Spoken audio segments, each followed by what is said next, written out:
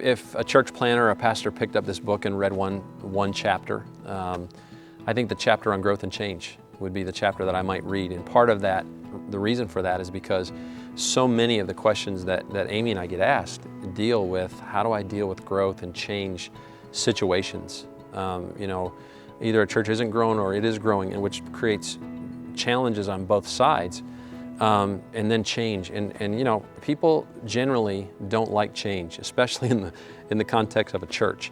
And so, as a church plant is growing, as it's moving into maybe a different facility or whatever, there's changes going on. I mean, even most church plants within the first couple of years, they go through a lot of turnover, especially in their core group. And so we talk about some of that stuff and how to address, the issues of growth and change and how to navigate through some of those things, because some of them are very painful.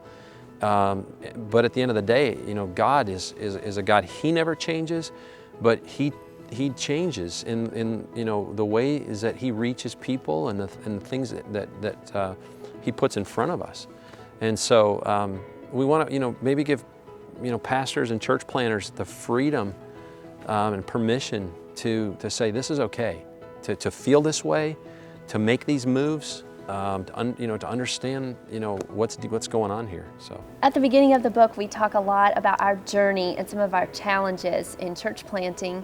And at the end of the book, there's a chapter on thriving. And I would probably read that chapter because it talks about not just surviving in the journey of planting a church, but that you can actually thrive, that it's something amazing that God's doing. It's so exciting, something that God's got His hand on, and that excites me. It's positive, and just the thought of being able to thrive. I love that.